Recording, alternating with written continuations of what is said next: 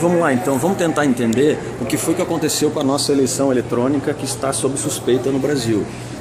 A gente vai estudar um caso internacional aqui, que é o caso da Enron. Você deve lembrar, a Enron, aquela empresa nos Estados Unidos que faliu, foi a maior falência, a maior fraude empresarial de todos os tempos. A fraude na Enron foi descoberta usando essa lei aqui, ó, é uma lei matemática chamada Newcomb-Benford. Essa lei ela diz o seguinte, é uma lei importante, ela é matemática, né? Não é uma lei jurídica, não é uma lei feita por um congresso, né? É uma lei de observação. Ela diz que os números têm uma proporção. Quando a gente examina grandes massas de números, então a proporção é essa que aparece aqui, ó. A gente vê assim, a maioria do que tem que ter lá é o número 1, depois nós temos que ter uma probabilidade número 2 e assim sucessivamente. Então quando a gente olha uma massa de números, esses números eles têm uma curva, né? Essa proporção ela faz uma curva. Isso é uma coisa da natureza, é uma lei de observação. Perceba, em vários elementos sempre temos essa mesma curva aqui, ó. Ela tem uma proporção natural aqui. Aí quando a gente vai olhar a eleição brasileira, olha só que interessante. A eleição de 2010, ela segue essa curva, né? Aqui a gente tem duas linhas junto, os dados reais e a probabilidade. Agora olha só o que aconteceu em 2014, ó. Várias formas de olhar aquele número lá mostram distorção. Então essa aqui é a curva dos informes de totalização. Veja que a linha azul seria a probabilidade natural e a linha vermelha é o que realmente aconteceu, está totalmente fora do padrão. Esse aqui é um dos estados mais importantes do Brasil, fazendo a mesma comparação também, os dados da eleição presidencial. Olha só também, ó, uma curva totalmente atípica. Quando a gente vai olhar esses dados com mais detalhes, vai mergulhar nesses dados e vai analisar, veja que as curvas, né, sempre lembrando aqui, ó, o vermelho é a probabilidade ideal, sempre nessas curvas todas, e as linhas azuis aqui são o que realmente aconteceu no Brasil, os dados que estão nas urnas. Note que os dados estão bastante instáveis, né? Agora eu te pergunto, é ou não é pra gente ficar preocupado? Beleza? Isso tem que ser explicado. Abraço, tchau. Eu já vou fazer a primeira pincelada aqui. E essas pessoas que estão aqui agora, o Gilson, o Cláudio, o Hugo e o professor Salas, nós vamos ficar aqui, depois que acabar o evento, para conversar sobre a matemática.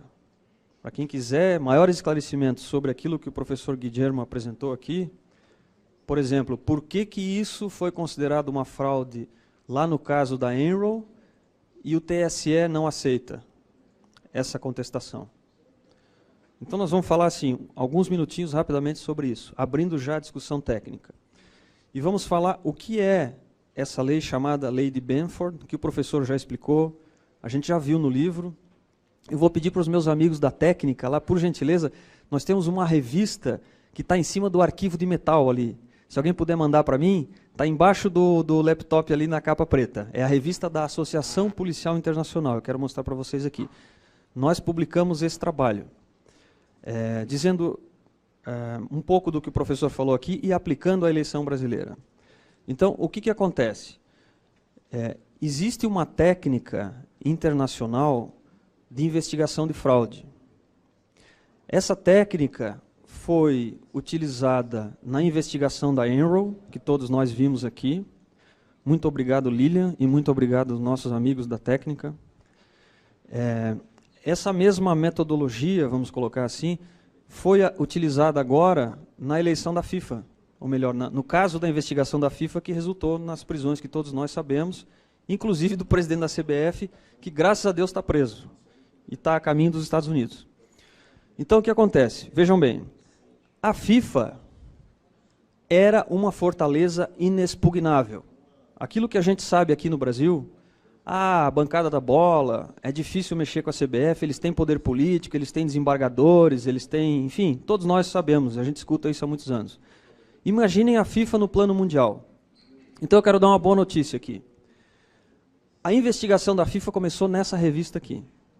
Alguns anos atrás alguém fez um artigo, um estudo sobre a estatística da matemática. Eu vou ver se eu consigo fazer eles falarem um pouquinho mais baixo aqui. E aqui, nessa revista, eles publicaram, olha, tem fraude na FIFA. Isso aqui são policiais da Suíça, da França, da Espanha, podem continuar, é só um pouquinho mais baixo, dos Estados Unidos, do FBI, do MI6 na Inglaterra, da Alemanha. vamos dizer assim, ó, gente que não gosta de ser enganada e não gosta de ver os outros serem enganados. Então alguém publicou, olha, os números da FIFA não batem. Deu no que deu. Operação, prisão, FIFA. Boas-vindas a Carla Zambelli, que está chegando conosco agora. Muito bem. Isso aí, uma salva de palmas. Carla, fica à vontade. Aí. Qual é a boa notícia para nós? Os mesmos oficiais de inteligência das principais polícias do mundo que mantêm essa revista nos convidaram para publicar um estudo sobre a eleição brasileira e nós publicamos. Aquele mesmo estudo que está no nosso blog, que eu vou explicar rapidamente em 1 minuto e depois vou ficar aqui à disposição para conversar. Então, o que isso significa? Entrou no radar de gente séria esse assunto. A gente até faz a piada. A eleição brasileira virou um caso de polícia, agora efetivamente. Quer dizer, está na revista da Associação Internacional de Policiais. E não são quaisquer policiais, são os principais oficiais de inteligência do mundo. Então, acho que nós vamos ter novidades aí nessa área. Quanto tempo? Isso leva um tempo para amadurecer, né?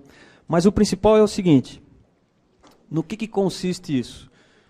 Existem números que têm padrões estatísticos. Então, vamos imaginar que nós aqui reunidos vamos fazer uma brincadeira. Essa é a Bandilma nova, Carla? Levanta aí para a gente dar uma olhadinha. Olha aí a Bandilma estrelando aqui. Muito bem. Que maravilha. Então, aqui, quem tem criança pequena em casa, né, filho, neto, sobrinho, as crianças gostam de jogar aquele joguinho de forca, né, todo mundo sabe.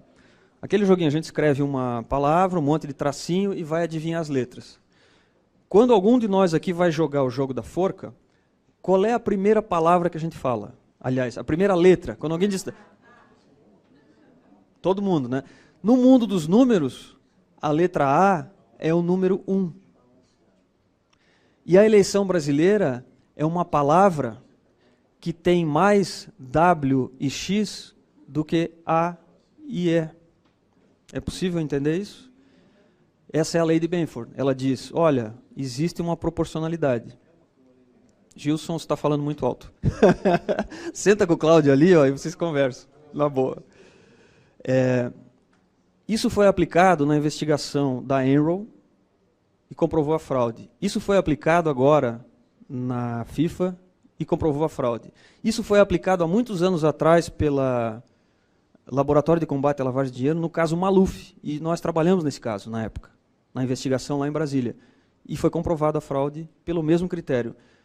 Aplicando isso na eleição brasileira, vamos imaginar assim, uma prova, a gente submeteu a eleição brasileira a uma prova, ela tirou nota 2,6.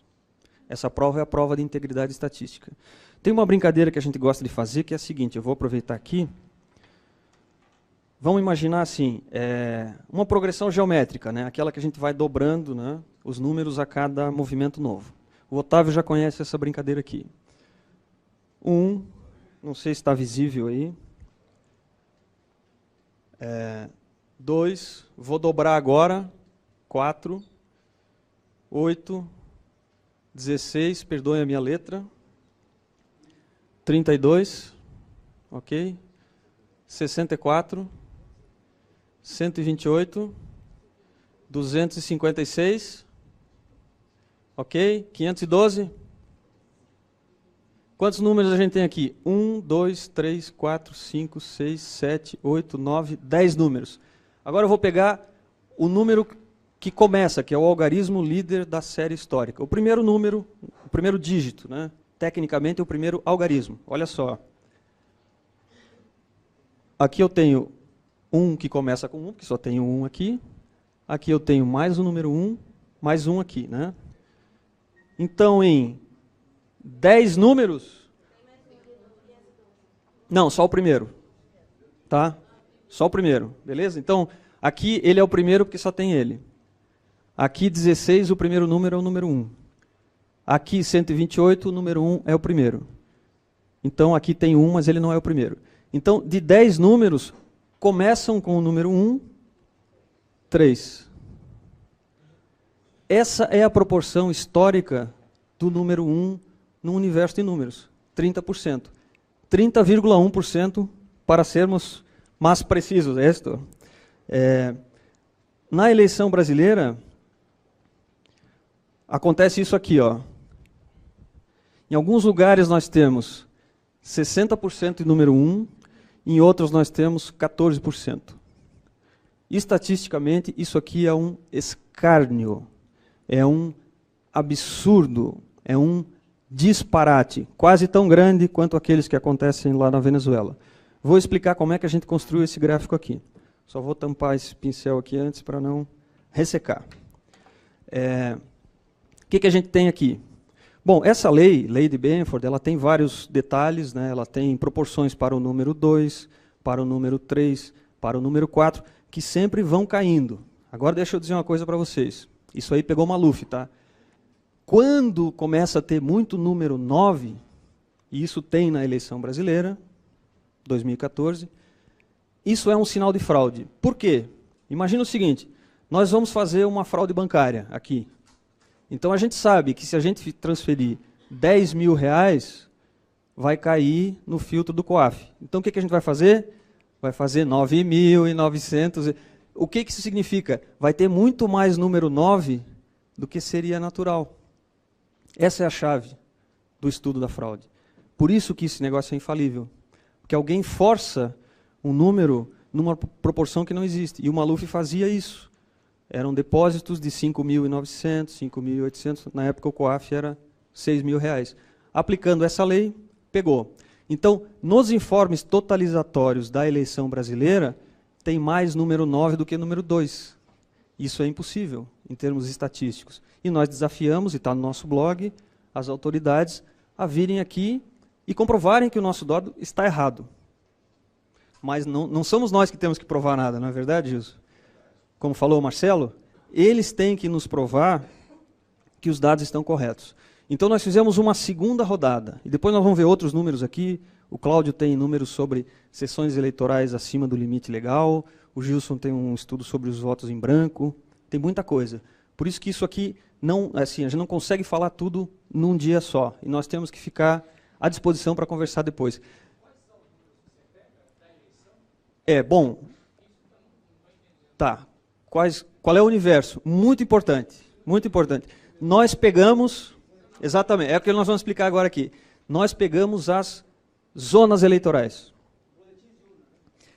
Na primeira análise estatística, nós pegamos os informes totalizatórios emitidos pelo TSE, que são aqueles minuto a minuto que o TSE dá lá. Aplicamos a lei de Benford. Não passou, quer dizer, deu um teste de inconsistência. Aqui esse gráfico em azul que nós vamos mostrar. Aqui nós temos as sessões, as zonas eleitorais. Já vou te dizer. Percentual de número 1. Zonas eleitorais do Brasil. Lembrando sempre, né? Sessão eleitoral é a urna onde eu voto. A urna tem no máximo 400 votos. Embora nós vamos ter 7 milhões de votos no Brasil que estão acima de 400 votos, que é o número máximo aceito por lei. Isso é uma discussão para um outro dia. Mas o que nós fizemos? Nós pegamos todas as zonas eleitorais do Brasil, zonas eleitorais de todos os estados. Dividimos estado por estado, em 4 grupos. Um grupo para Dilma, um grupo para Aécio, um grupo para brancos, um grupo para nulos. E aí olhamos o número 1. Então, no grupo Dilma, no estado X, eu não vou nominar estados para não dar contestação, a questão política aí, né, e idiosincrasias, mas no estado X, a gente vai lá e pega todas as zonas eleitorais e vê quantas delas começam com o número 1. A totalização do voto. Não, vou explicar de novo. Votos da Dilma, votos do Aécio, votos em branco e votos nulos. Total de votos. Quantos votos nulos tem na seção X? Tem 50. Então, 5 é o primeiro dígito. Capturamos de todas as sessões eleitorais, dividimos por estado. Dividimos em 4 grupos. Então, esses 4 grupos, vezes 27, temos 108 grupos de número 1 na eleição brasileira. E aí, esses números estão aqui. Essa linha vermelha aqui é a lei de Benford. Sacou? Cada barrinha azul que está aqui é uma totalização de número 1 em zonas eleitorais. A gente tem que repetir muito, porque isso realmente não é simples. Mas, trazendo as zonas eleitorais do Brasil, totalizando Dilma, Aécio, brancos e nulos, cada resultado é uma barrinha dessa aqui. De acordo com a lei de Benford, as barras teriam que estar aqui na linha vermelha, no percentual de 30%. Nós somos bonzinhos. Então a gente deu um limite de 10% a mais e 10% a menos. Ou seja, aquilo que estiver dentro de 33% está dentro do aceitável. Aquilo que estiver dentro do 27%, aceitável. Aí é o que vocês estão vendo aqui, ó. Apenas 26% dos casos estão dentro da margem de erro de 10% para mais ou para menos. Muito, deveria ser 3%. A ISO fala em 2%, 3%. Ou seja, estatisticamente, assim, em termos de probabilidade, vamos imaginar assim, nós estamos olhando isso aqui da ótica da ciência forense, tá? Interessante. Não é da ótica da matemática e da estatística. É como a ciência forense olha esse número. Ela olha dessa maneira. É praticamente impossível que esse resultado aqui seja natural. E é isso que nós estamos desafiando.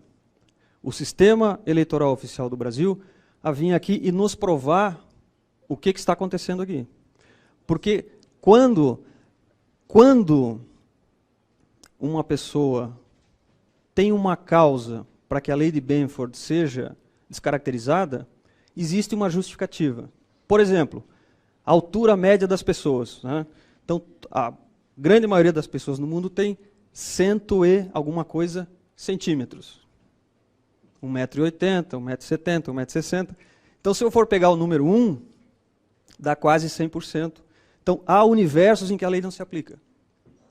Se isso acontece na eleição brasileira, a gente gostaria muito que o Tribunal Superior Eleitoral, ou quem quer que seja, viesse aqui para nos explicar. Porque até agora nós não encontramos essa explicação. Eu vou pedir ao amigo que, por gentileza, formule as suas questões no workshop. Nós estaremos aqui depois à disposição. Existem exemplos, por exemplo, a tabela de expansão de gases. Ela segue essa linha vermelha aqui. A comprimento médio dos rios do planeta. Se aplica a lei de Benford, segue a linha vermelha. Estatística de erros do futebol americano. Segue aquela linha. Por que razão a eleição do Brasil não vai seguir? E só para dizer para vocês, olha, um último detalhe aqui para passar já para o Cláudio. Eu jamais na minha vida votei no PT, para nada. Ok, acho que isso o pessoal já deve mais ou menos saber. Sabe o que é nada? Você tenta imaginar assim, um dia lá, 20 anos, votou num vereador. Não. Nunca.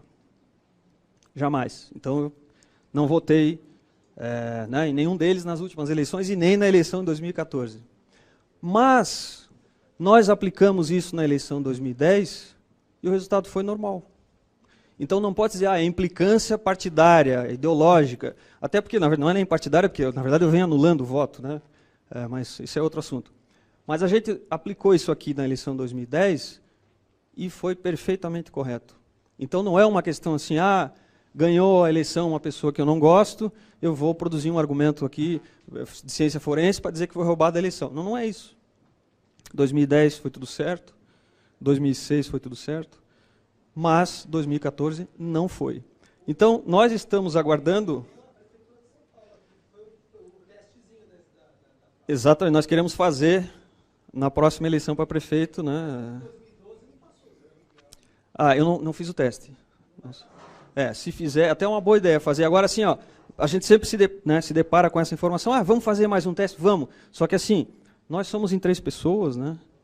O TSE são 3.000 técnicos trabalhando nisso aí. Mais os tribunais regionais eleitorais. Então não somos nós que temos que provar que tem alguma coisa errada. Eles é que têm que nos provar que está tudo certo. E aqui a prova não passa. Não passa numa análise assim, mais superficial. Ah, isso aqui está 100%. Não, isso aqui tem muita coisa a discutir, tem muitos detalhes, né, como o próprio Gilson falou.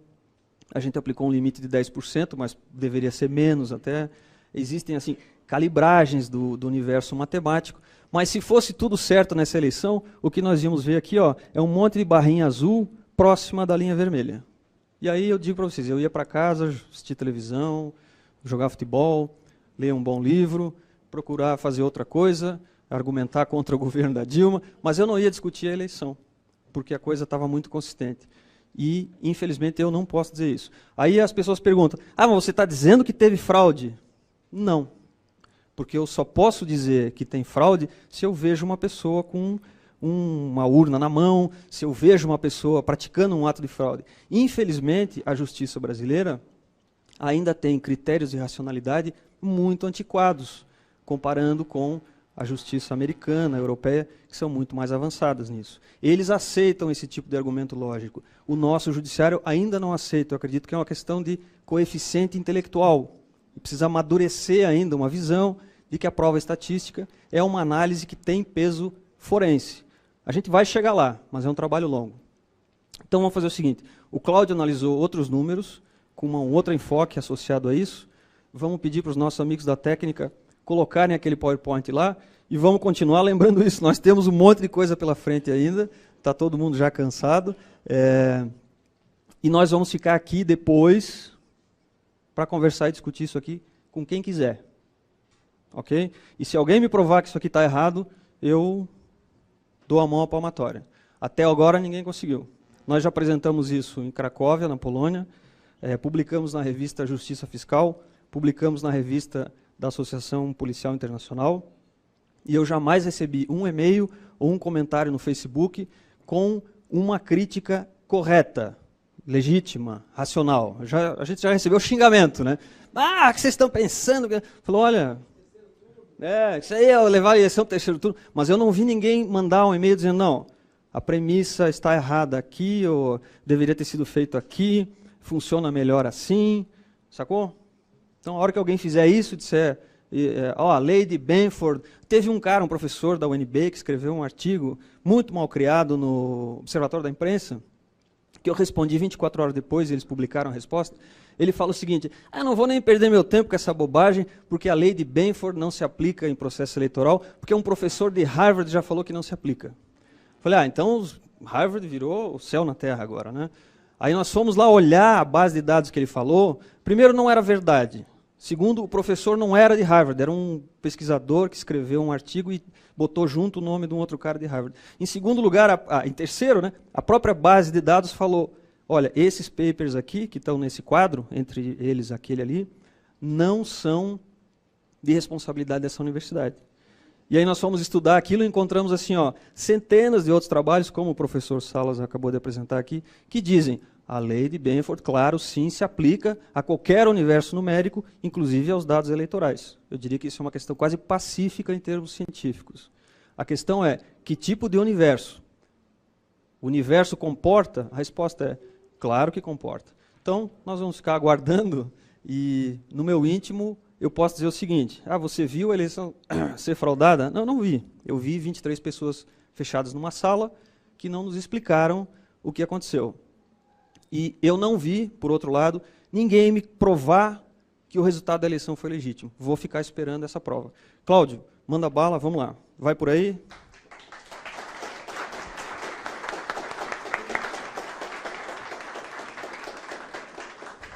Boa noite. Primeiramente, eu quero agradecer o Hugo, agradecer o Dalmo, que deve estar nos assistindo, agradecer a todos vocês e agradecer as formigas que, graças a ela, nós conseguimos fazer essa juntada toda de pessoas de altíssimo nível e que a gente pudesse demonstrar um pouco desse trabalho que a gente vem desenvolvendo há algum tempo.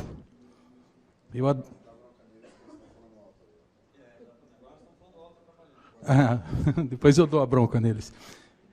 Há 2 anos atrás eu era um cidadão comum, como qualquer um de nós, até hoje sou comum também, mas eu nunca me interessei assim diretamente à questão política, ou mesmo com relação à fraude, ou em relação às situações que o Brasil passa. A gente era aquele brigador, nunca gostei do PT, da liderança, do modelo que eles traziam, mas também nunca tinha me adentrado no universo desse. Mas aí, em determinado ponto, que para mim culminou no segundo turno da eleição, eu precisei vestir a camisa.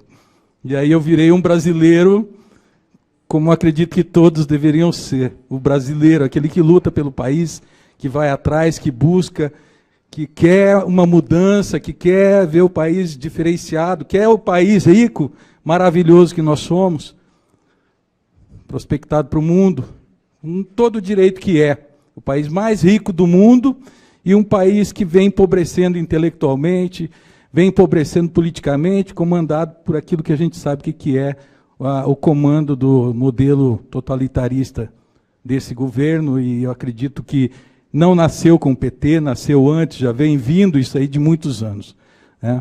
Eu abri um pouco minha mente a respeito disso daí, fui entender um pouco mais o que era a política, o que era o sentimento, o que era, como é que eles vinham dominando nós. E aí, obviamente, dentro dessa minha,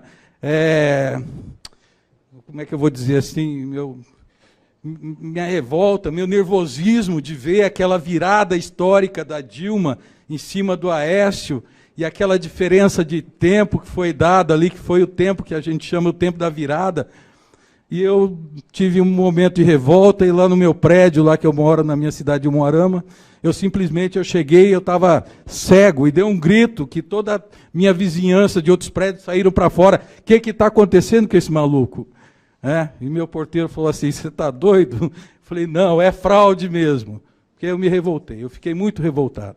E a partir daquele momento, eu comecei a pensar no estudo. Eu trabalho na área de consultoria já há 16 anos, trabalho com sistemas de informação de empresas de médio e grande porte, e isso que eu procurei fazer da eleição foi o que eu faço nas empresas, trabalhar com os bancos de dados, avaliar aquela massa de dados, a gente trabalha com data mining, e fazer a mineração de dados nas empresas, e eu quis aplicar isso na eleição também, e aí conheci o Dalmo, e por intermédio do Dalmo, conheci o Hugo e o Gilson, que foi quando a gente fez a juntada e começou a fazer esse trabalho em conjunto. O primeiro resultado que eu tive, eu trabalhei com uma teoria diferente um pouco deles, que eu tentei trabalhar na teoria da linearidade, e trabalhei com o último dígito. E deu lá, mas aí eu senti que aquilo não ia dar jeito. E aí eu comecei a estudar a NBL, outros chamam de LNB, mas eu chamo de Newcomb Benford Law, a NBL, e comecei a estudar ela. E o primeiro estudo que eu fiz, eu queria validar essa lei. E aí foi quando eu estudei o censo do IBGE, estudei o censo de 2010, e o censo de 2000 e 2010. Eu gostaria que passasse a próxima película. Isso.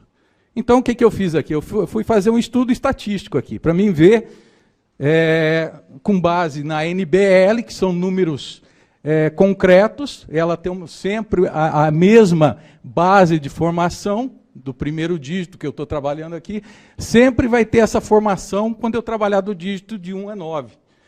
Na curva aqui, seria o risco laranja, aqui é a minha NBL. Isso seria o padrão. E vocês podem observar aqui na eleição, no censo de 2000, a curva fecha. Com essa diferença, vamos dizer, dos 10% aí, não existe 10%. A curva simplesmente ela fecha. E isso já foi o primeiro sintoma. Olha, funciona. A fórmula funciona. E aí eu fiz o censo de 2010 para validar também, onde deu uma pequena diferença aqui no dígito 9. Pode ver que aqui deveria estar mais próximo aqui. Aqui, teoricamente, tem um pequeno desvio. E aí, poxa, o que acontece aqui? Por que será que o IBGE, de repente, tem? Mas a gente lembra, por exemplo, que o Fundo Municipal de Desenvolvimento ele é composto com base na população.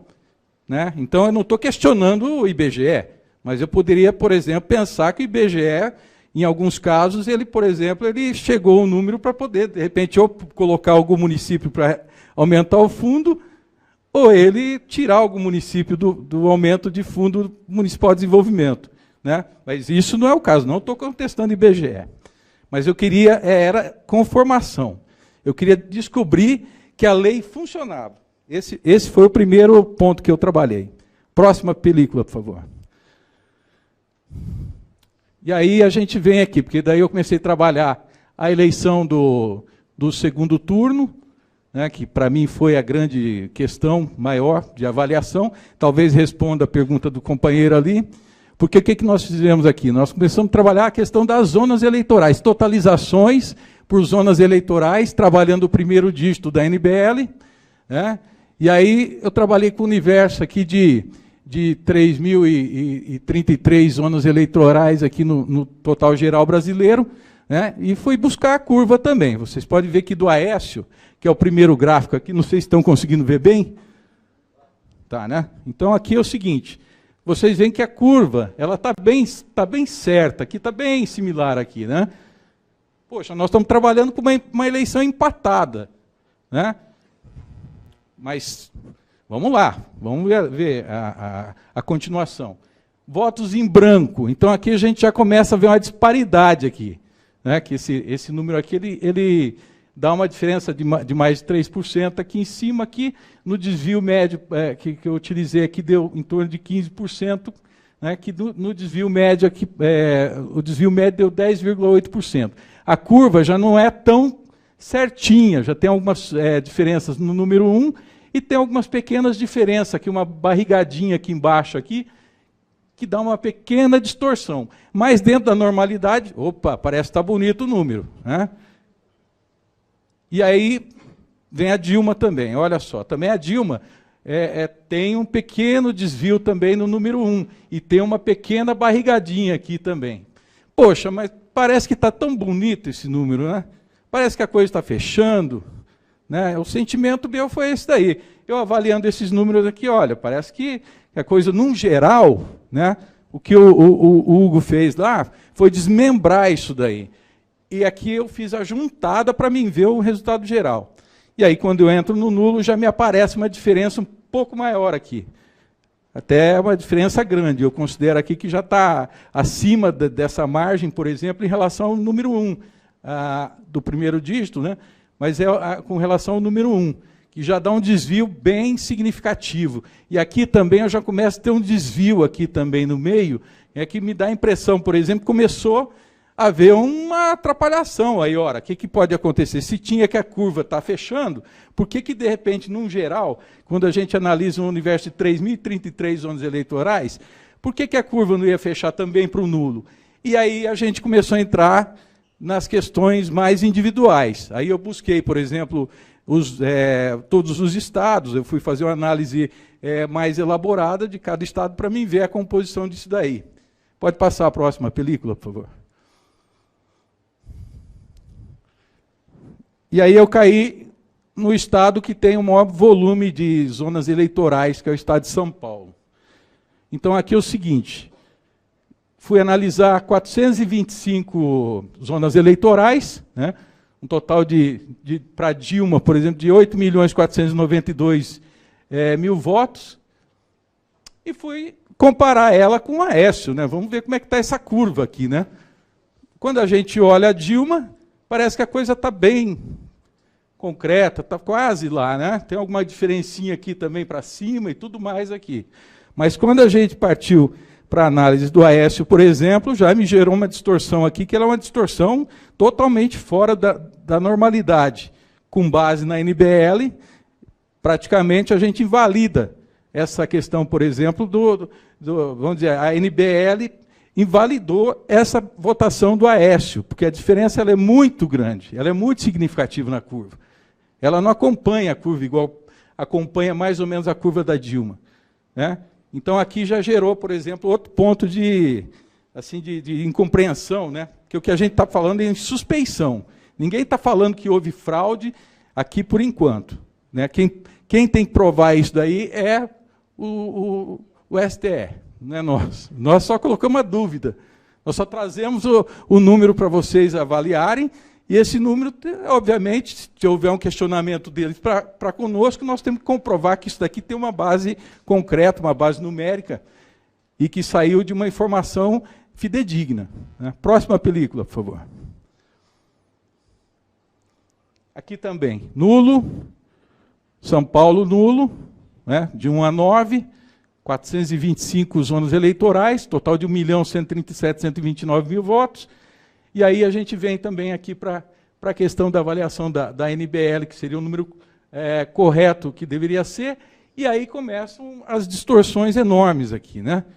Que a gente pega aqui, por exemplo, questão de nulo, que deu um desvio de 36% a menos aqui, 10% do dígito 2, 35% do dígito 3, e assim vai, chegando eu utilizei o desvio médio, 30% de desvio médio.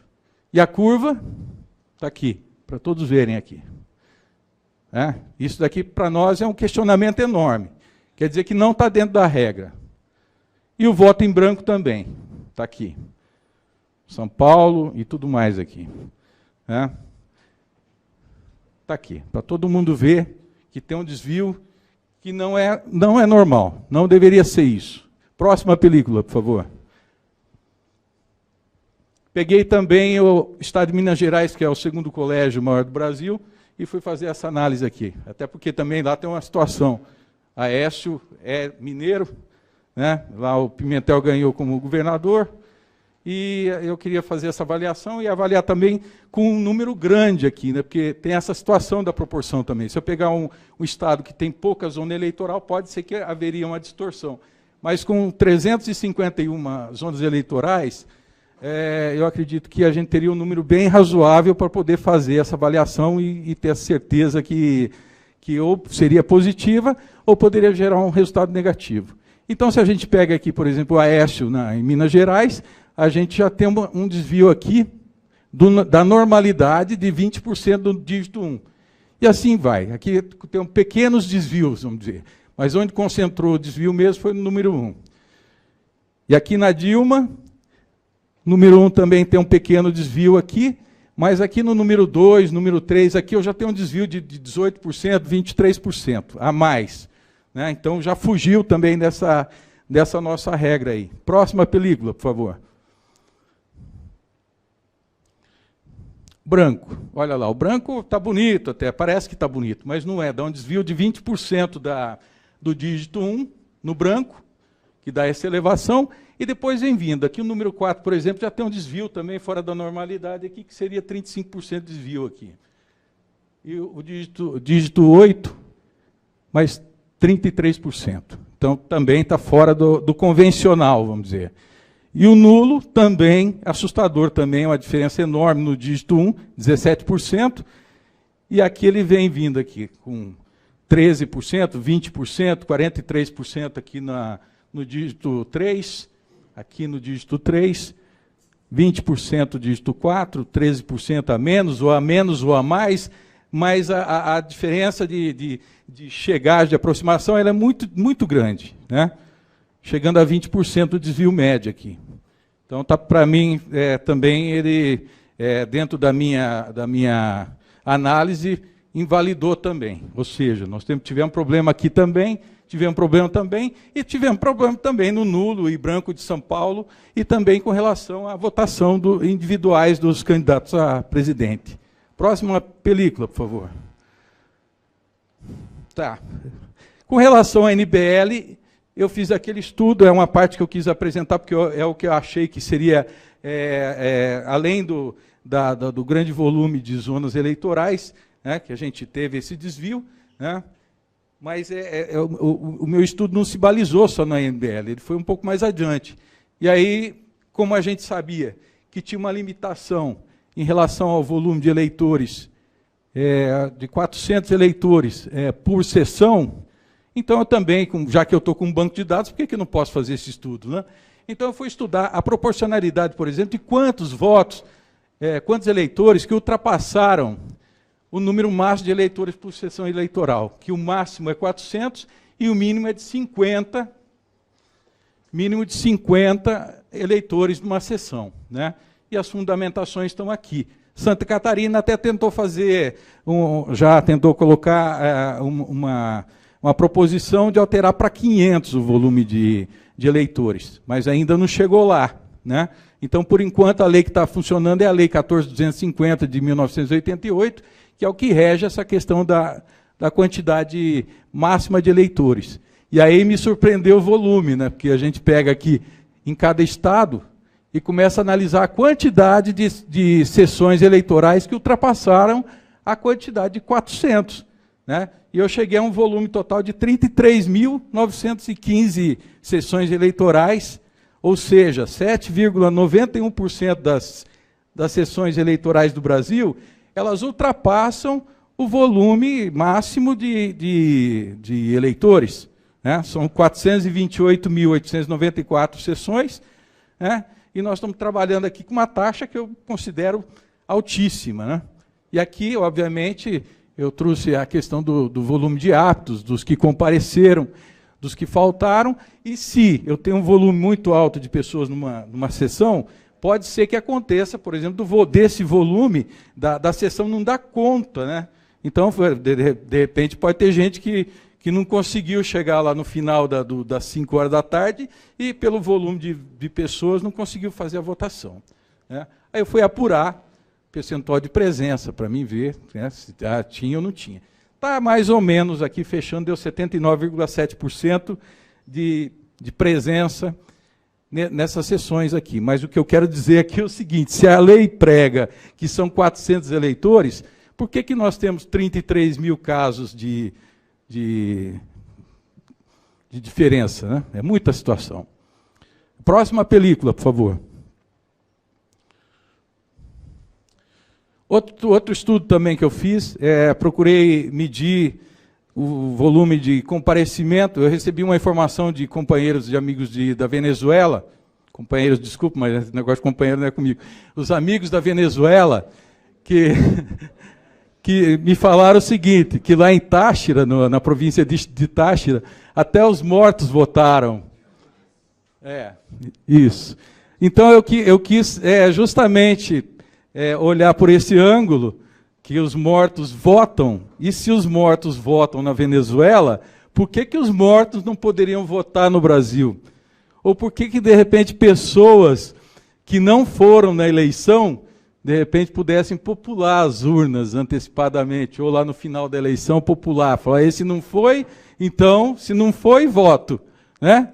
E o que acontece? Hoje a gente pega vídeos no YouTube aí que está recheado, até teve uma jornalista da TV Cinec, que até eu convidei ela para vir para o evento aqui, porque ela chegou para votar aqui, se não me engano, em Osasco, e ela chegou para votar e simplesmente a urna já tinha votado. E ela começou a gravação dela. Ah, tá lá. Tá lá, nossa jornalista. Muito obrigado pela tua presença. Depois eu vou falar contigo. Toninho D'Agostino. Tá, mas tudo bem. Depois a gente conversa. Mas eu vi teu vídeo e eu fiquei entusiasmado com aquilo, porque aquilo significava o quê? Ora, se a urna ela é feita através de uma digital, que você tem que confirmar a sua digital, e vem o ministro do TSE dizendo que o cadastro único vai ser feito com base nessa digital tua, que ela é toda contraprova, que ela funciona e tudo mais, então seria infalível na eleição que alguém chegasse para votar e que colocasse a digital e não batesse com outra digital. Né? Vamos dizer no caso da nossa jornalista, que ela chega para votar e simplesmente alguém votou no lugar dela. Quem votou? E aí entra o meu questionamento. Cadê os livros de assinatura? Será que nós temos capacidade de pegar esses cadernos de assinatura que você vota na eleição e comparar com a votação que foi efetivamente colocada na totalização dos BUs? É só questionamento por enquanto, tá? Porque o que nós vamos ver daqui para frente aqui é algo que me deixa com essa suspeita muito grande. É isso que me dá essa impressão. Eu tenho uma extrema suspeita que muita gente que não foi votar, o voto foi computado, né? Pessoas que foram lá votar e que o voto já estava computado, né? Então aí nós vamos brincar um pouco com isso. Eu fui estudar o seguinte, qual que foi a diferença, por exemplo, de votação entre o primeiro e segundo turno, por cidade, mas eu quis pegar o seguinte, as cidades que deu mais diferença de votação entre o primeiro e segundo turno. E aonde eu caí? Eu caí aonde? Na região Nordeste. Tem um município aqui que é Varginha, deve ser por causa do ET, que caiu na região Sudeste. Tá? Mas os demais municípios, que a elevação foi maior, olha só, aqui eu tenho a diferença de votação do primeiro e segundo turno por estado. E na minha totalização, ela diz o seguinte, que 1,7% menos pessoas votaram no segundo turno. Pô, se menos pessoas votaram no segundo turno, então menos pessoas foram lá. Tudo bem, é normal, acontece, não é? Pô, eu estou com o saco cheio mesmo, não ganhei o meu candidato, por que eu vou votar? Vou justificar. Né? Mas eu fui estudar isso daí. E aí eu caí o seguinte, nesses municípios, Alagoas, com 3,3 lá, Giraldo Ponciano, Santana do Mundaú, e aí vai, tá? Tem a lista aqui. Centro Guilherme. Então é o seguinte, 2 minutos, nossa, é difícil. Tá, vamos agilizar. Vamos lá. Diferença de votação, primeiro e segundo turno aqui. Vocês entenderam isso aqui, né? Que enquanto nós temos uma negativa no geral, por que aqui cresce? Né? E aqui também, por zona eleitoral, eu fui buscar as zonas que deu a diferença. Próximo slide, por favor. Rapidinho, amigo. Você está me atrapalhando, mas é rapidão. Aí, eu caí na situação do Pará. Você vai ter que me dar mais um minuto depois. Pelo problema lá. Mas vamos lá. No Pará. Aí eu fui estudar o seguinte, quais foram as urnas que tiveram mais comparecimento? E se houve uma reincidência desses comparecimentos. E aí eu caí no estado do Pará. Por quê? Né? Vamos lá. O que eu fiz? Eu peguei as urnas que tinham mais de 14 reincidências, né? Acima de 14 para cima, ou seja, de 15 igual a 15 ou maior. Reincidência. É lógico que menos tem muito mais urnas, mas eu peguei porque eu estudei que seria um número mais fácil de apresentar. E aí eu caí, simplesmente eu caí no Pará. E o Pará me apresentou o seguinte, que na zona 72, por exemplo, repetiu 311 comparecimentos, repetiram 15 urnas. 316, isso no primeiro turno, 316 eleitores que compareceram, mais 15 vezes, e assim vai. Poxa, o que o Pará tem que outros estados não têm? Só São Paulo que tem. Tá? Vamos aqui, para o segundo turno, rapidão. Aí eu caí aqui, ó, na zona 72, que até eu comparei a zona 72 com aquele 51 lá dos americanos, né? A zona 51. E aí eu caí aqui, ó, compareceram 309, 16 urnas, que valeu, 310, 16, tal. E aí eu caí aonde? No 316, com 22 comparecimentos. Próxima película. Ananindeua.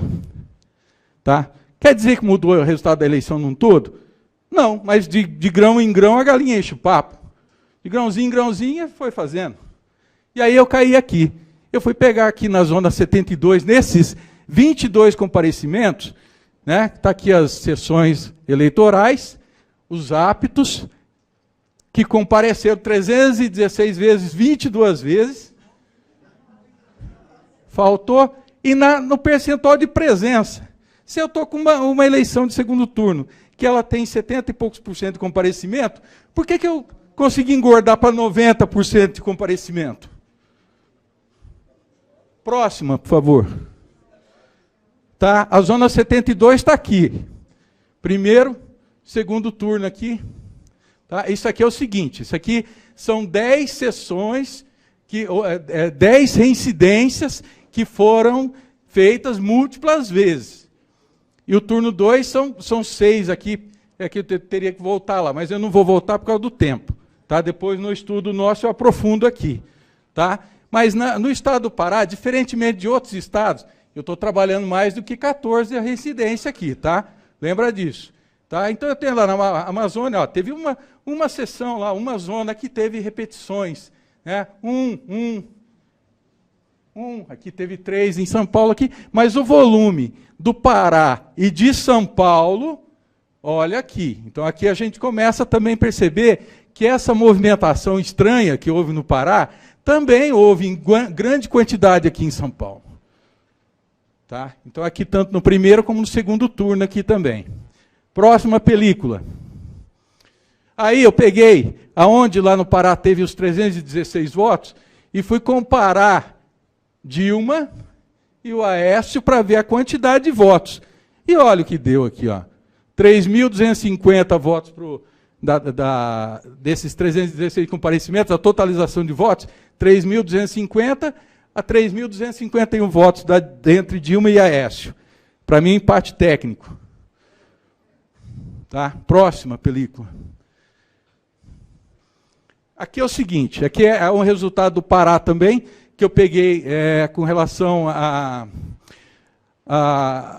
ao Simão Jatene, que ele é do PSDB, o Helder Barbalho, que foi candidato a governo pelo PMDB, né? Comparei um candidato do PMDB, comparei Dilma, Aécio, e fiz uma comparação aonde, por exemplo, que o Simão Jatene, que era do PSDB, e obviamente na minha cabeça, eu pensei assim, se o cara é do PSDB e está ganhando, por que o candidato do PSDB a presidente também não teria um plus?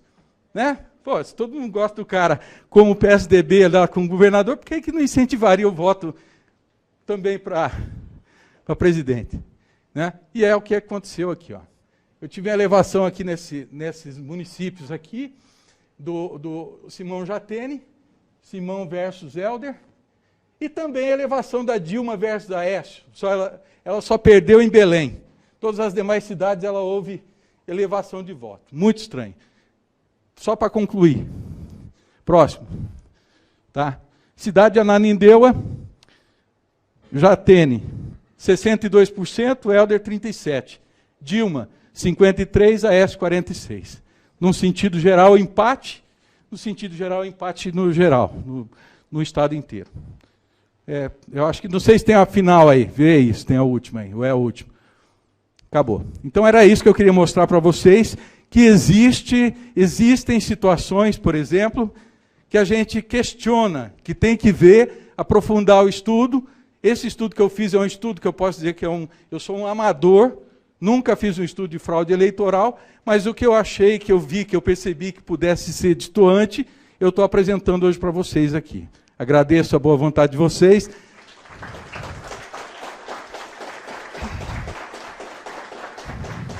E eu quero fazer aqui um agradecimento muito especial às minhas filhas, principalmente a minha pequena Heloísa, que está fazendo aniversário hoje, e eu deixei ela em casa para mim poder estar aqui com vocês, porque eu acredito o seguinte, que não teria um presente melhor para as minhas filhas do que eu estar tentando salvar essa nação para um futuro melhor. Muito obrigado. Aí. Bom, pessoal, você tem uma lembrança lá do conclave de Washington, né, que a gente apresentou esse trabalho. Pode pular. Bom, então é o seguinte, o estudo ele vai abordar a fragilidade do sistema eleitoral e a vulnerabilidade e consequências. Todo mundo falou um pouco sobre várias causas. Eu tenho que falar também, talvez um pouco repetido em algum ponto, para poder ter contexto, né? Vamos passar para o próximo, por favor? Tá. Aqui tem uma descrição da metodologia de trabalho. Tá? Um método científico. Para quem não sabe, você tem que ficar testando e chegando à verdade, e se uma evidência mudar, você tem que abandonar todo o trabalho. Então foi usado o método científico aqui, e eles, de vez em quando, surge uma coisa que faz você mudar de rumo, porque o que interessa para o método científico é a verdade e não o resultado. Certo? Não é uma coisa dogmática. Passa para o próximo, por favor. Tá. Então, cenário antes das eleições. Antes das eleições, eu peguei 14 pesquisas que eu encontrei na semana exata antes das eleições, e elas apresentavam esses números. Eu não sei se vocês chegaram a observar esse fenômeno. 11 pesquisas indicavam a vitória de Aécio Neves e apenas 3 indicavam a vitória de Dilma. O pessoal estava ciente dessas pesquisas? Chegaram a ver a respeito? Pois é, esse aí é primeiro caso de evento improvável, porque justamente esses três aqui, que são aqueles que o pessoal aí costuma dizer que é suscetível a uma propina, ia indicar para um lado e tal, não posso dizer que houve propina, mas matematicamente, mesmo que todos eles fossem 100% íntegros, tivesse alguma pequena diferença de metodologia, você tinha uma probabilidade maior de ter a vitória de Aécio Neves. Ok? Bom, aqui é o velho contexto, todo mundo sabe que o Toffoli passou anos trabalhando para o PT, ele era o cara, não era o cara indicado para estar lá, botar o Toffoli como presidente do TSE é a mesma coisa que colocar o Maradona para apitar um jogo de decisão entre o Brasil e a Argentina numa Copa do Mundo. Não vai dar certo, é? Vamos para frente. Não vou bater nessa tecla muito não, todo mundo já sabe disso. Pode passar. Ok. Então, aqui tem um detalhe. Meu trabalho começou no dia que eu vi esses dados aí. Saiu lá o resultado, que o Aécio tinha perdido, e esse negócio apareceu lá no meu Facebook. Né, esses dados aqui, com todos os dados da apuração, e eu olhei para esse gráfico aqui e pensei assim, pô, cara, números próximos, ninguém sabia exatamente quem ia ganhar. No mínimo isso aqui tinha que ter uma oscilação, uma hora um ficar um pouco mais na frente, uma hora um outro, outra hora um outro, seria o comportamento natural, dinâmico da coisa. E aí você vê um gráfico que passa esse tempo todo aqui tem essa curva, faltando 10% para terminar, ele inverte. E aí eu olhei para isso e falei, cara, eu sou um analista de sistemas, eu não posso acreditar que isso seja um fato, eu vou estudar mais esse negócio.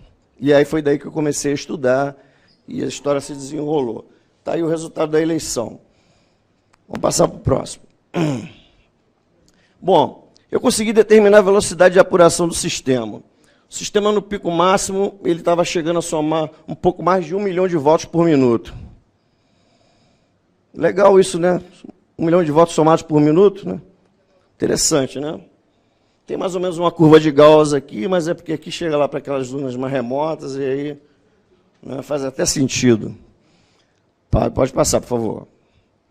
Então, eu fui lá na fonte e busquei os dados de todas as urnas da eleição do primeiro e do segundo turno, para poder fazer uma análise melhor. Inclusive, isso aqui ajudou a gente agora, depois que eu tive contato com o Hugo, que eu vim conhecer a Newcom Benford, aprendi a usar e tal, alimentou aí nossa parceria e foi muito bacana esse encontro aí, né? Então, passa o próximo. Baixei de lá, do TSE, e peguei os arquivos em texto, normatizei. Normatizar é tirar redundância de dados, quem é da área de informática sabe o que é, e transformei numa base de dados que está aqui nesse notebook, que tem tudo, primeiro turno, segundo turno, normatizado. Aí, a partir daqui, eu comecei a fazer os trabalhos. Tá, pode passar. Bom, isso aqui é um diagrama para vocês terem um entendimento aí do sistema. Não sei se todo mundo tem, mas vamos partir do princípio que alguns não saibam. Você tem a urna, que joga lá os dados, o sistema de transmissão, até chegar nas centrais. Isso aí, ele parece um pouco com uma árvore, né? Você imagina que cada urna fosse uma folha, os canais de transmissão como galhos, e as raízes, as centrais do TRE. Então, sai daqui, vai juntando e soma tudo aqui. Haviam teses de fraude que diziam, não, foi na transmissão que fraudaram, não sei o que, bababá. Bom, se você tivesse fraude na transmissão, ia ter diferença entre o boletim de urna, aqui na base de dados que eu baixei, e o que foi impresso lá. E não foi encontrado nenhuma. Tá? Diversas pessoas pesquisaram isso, inclusive eu, aleatoriamente. Não foi encontrada evidência de que o dado que saiu daqui e chegou aqui foi alterado no caminho. Ok? Aí isso aí foi quando eu conheci o Hugo lá pessoalmente e tal, a gente começou a falar sobre se aproximar, me explicou como é que funcionava lá Newcomb Benford, né? Eu estava já estudando, que eu sou um CDFzinho, aí tal, fui aprender a usar, e isso aí registrou nosso primeiro encontro. Aí a gente foi aproximando a nossa parceria, também depois o Cláudio também veio formar esse time, né? Então vamos passar para frente aí. Pode passar, por favor. Tá, eu digo o seguinte, se não é possível recontar os votos, não há democracia. Estou em embuste tecnológico. É só uma afirmação. Alguém discorda? Por favor, próximo.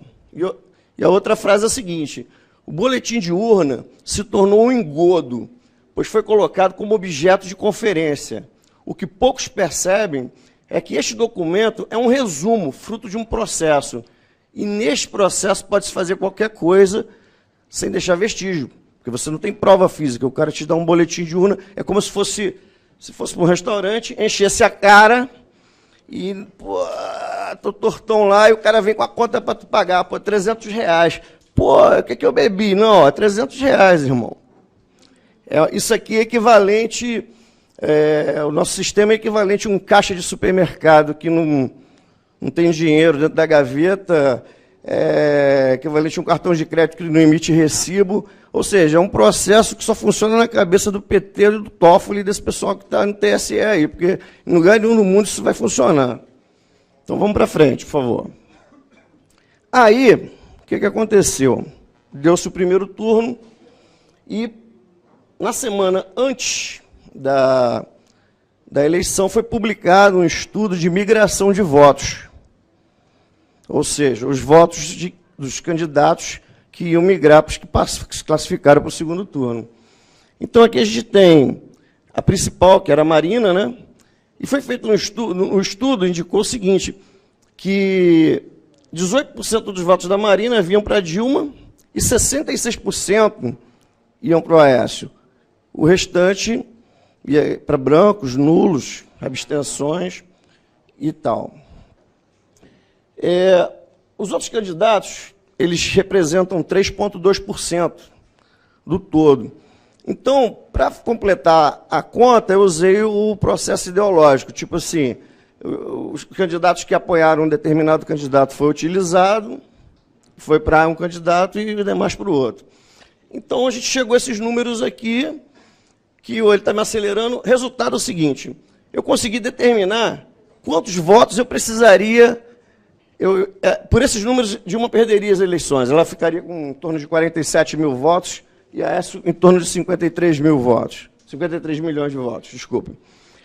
E eu consegui determinar fatores. Então, com o sistema de urna que a gente tem, poderia se implementar na urna um parâmetro, através do famoso inserator, para fazer essa manobra. A doutora está aqui ainda? Ah, está ali. Então, o inserator pode ter trabalhado dessa forma. Ou seja, 0,94 de transferência de votos para Aécio, 0,42 para os brancos e 0,76 para o nulo. Eu fiz um programa que mostra esse processo ao vivo, mas o programa roda no computador, não pude instalar lá, não vou poder apresentar para vocês ao vivo aqui a coisa acontecendo. Isso aqui cai a ficha para muita gente que venha entender o que a vulnerabilidade de você ter uma memória de pendrive para você registrar esse tipo de informação. Então, o programa faz assim, né? Para quem não caiu a ficha ainda de como isso é possível ser feito, esse programa ia mostrar, mas eu não pude rodar porque o cabo aqui está com mau contato. Foi provado aqui que o cabo está com mau contato. Já estava dando mau contato naquele outro notebook ali que o cara apanhou, chegou na minha vez não funcionou. Ok, vamos em frente. Aí, peguei esses números, determinei esses fatores e mostrei como pode ser implementado. Por favor, próximo. Um algoritmo simples. Você verifica se a data da eleição, para ele não dar problema fora, e faz o cálculo e transfere os votos de um para o outro. Aí eu vou mostrar isso ao vivo para vocês, mas infelizmente vai ficar para a próxima. Ok, vamos em frente. Próximo. Isso aqui é a dinâmica da apuração. Aqui você tem o tempo a hora e o percentual apurado. Então, você repara o seguinte, que às 19 horas e 34 minutos, quando estava com 90% apurado, eles empataram. E aí, impressionante, né, que levou um tempo absurdo para contar os 10% de votos que faltavam. Então, esse aqui é um primeiro fenômeno estranho aqui, é esse. Tá? Vamos para o próximo gráfico, por favor. Esse gráfico aqui é um gráfico que foi feito em engenharia reversa. Eu peguei aqueles fatores que eu encontrei lá e apliquei, trazendo de volta o que foi pego, né? Ou seja, o que foi desviado de Aécio para Dilma, o que foi desviado de brancos para Dilma, o que foi desviado de nulo para Dilma, o resultado final teria sido esse. Que eu acredito que é mais pertinente do que um que cruza lá faltando um pouco mais. 10% para terminar. Vamos para o próximo. Aqui a gente pode visualizar isso melhor. Aqui a cada 1/20 ou 5%, a gente acompanha, eu tenho 5%. Aí aqui tem aquele detalhe do horário de verão que foi antecipado e a gente não podia acompanhar acontecendo pela televisão. Né? Quando a gente começou a ver pela televisão, estava aqui, ó. Essa estava um pouquinho na frente, empatou, virou, e a gente não viu, o Brasil não viu isso aqui acontecendo. Aí eu falo para você, se a população tivesse visto isso aqui acontecendo, ela ia acreditar nesse resultado? Né? Pois é, eu também acho isso. Então isso aí é um outro fenômeno estranho, né, que a gente registra aí. Mas uma próxima slide. Com a engenharia reversa, né, você devolvendo o que foi tirado pelos números que a gente encontrou lá, a coisa terminaria assim, com a vitória de Aécio. Ok? Próximo, por favor. Então, todo mundo quer um voto impresso e tal, e lá na época, em Washington, a gente falou sobre isso. Então, aquela proposta do voto impresso. Próximo, por favor. Esse aqui é um modelo de voto impresso, uma proposta minha, que tem lá uma coisa como um código de barra para ser lido e um ID aleatório randômico.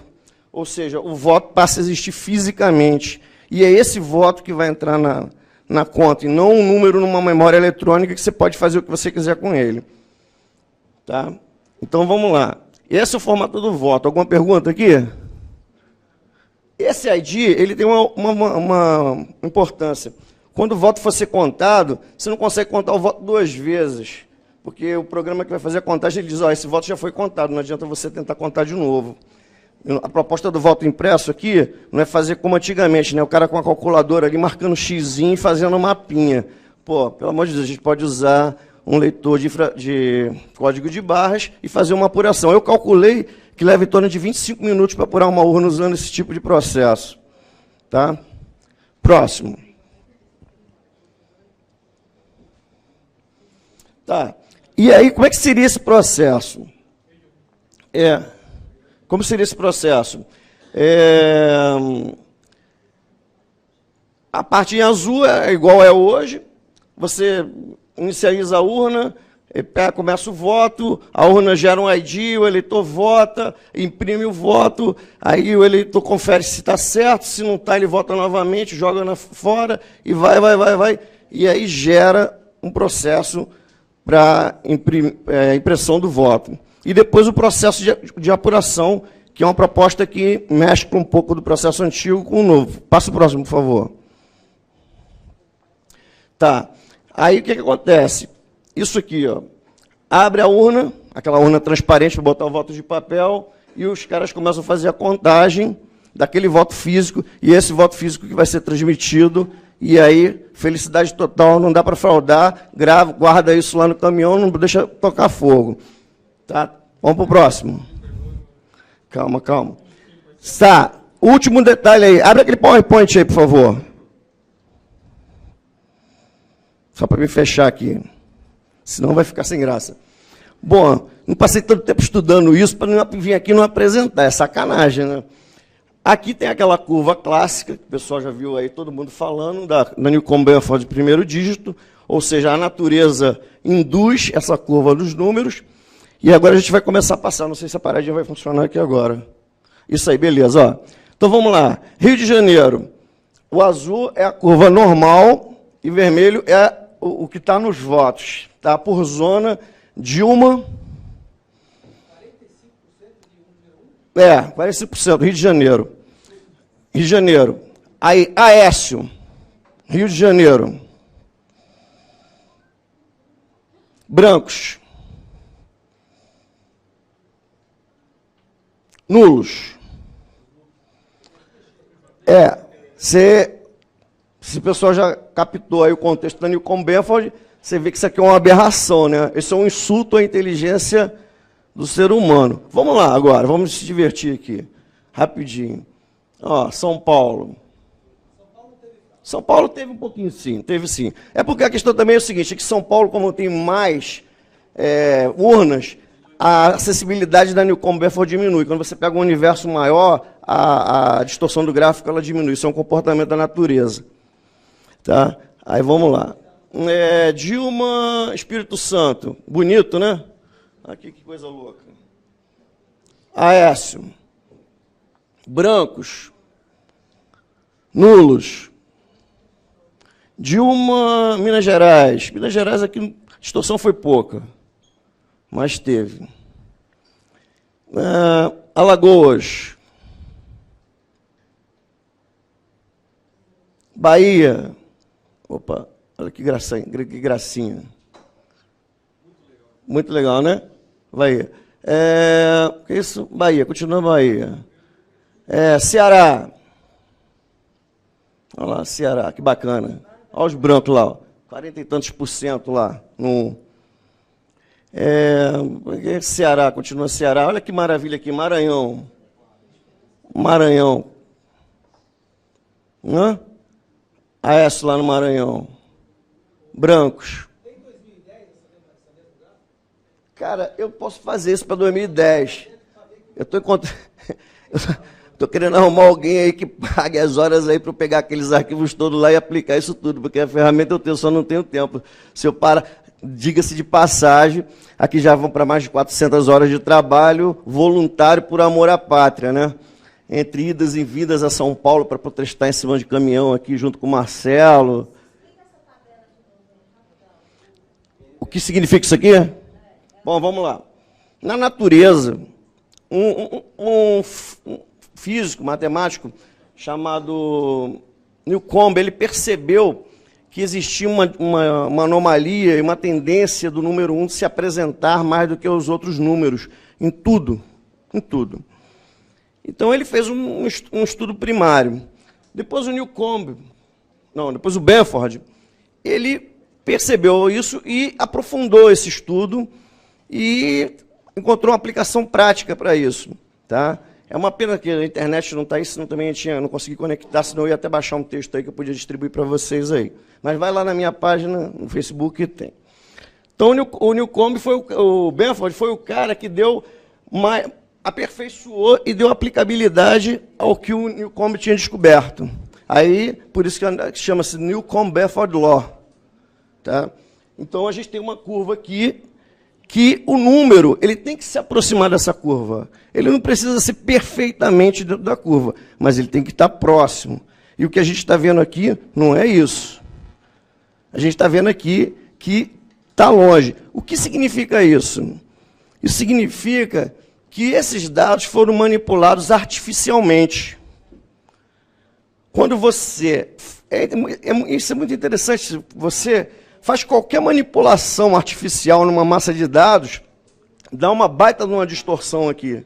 E quando são dados naturais, gerados espontaneamente por fenômenos naturais, né, como ele citou, população, rios, eleições, etc, etc, etc, tem centenas de aplicações disso daí. Isso é uma lei da natureza, que só não funciona em casos como ele citou, negócio de altura e tal, porque o cara nunca vai ter um cara de 100 metros, né? Pô, sei lá. Ou se o limite fosse 1 metro, né? Aí, de repente, ficava mais Bom, então você tem uma curva natural, que é a azul, que é a Newcomb-Bedford, referência, e você tem a vermelha, que é o que foi encontrado em Maranhão para votos nulos. Então vamos lá. Análise Newcomb-Bedford Law, unidade da Federação Maranhão, para a zona, por zona, a totalização é por zona, porque a zona é a menor partícula que você consegue aglutinar ali, tá? Você não pode usar a urna direto para fazer isso, porque a urna só tem 400 votos, então até 400 votos. Não, se bem que a gente encontrou urna com 800 e cacetada, enfim, isso é outra história, outro capítulo. Então, vamos lá. Então, por zona, para você fazer essa verificação. Então, você está vendo essas distorções. Vamos lá que a festa, que o negócio é bonito. Parou de funcionar? Pô. Ele está comunado, né? Aqui, olha essa coisa bonita, ó, 45 ali no número 1, para Dilma, na Paraíba. Aécio aqui, na Paraíba. Brancos, nulos. Se isso não é uma fraude, pessoal, houve fraude.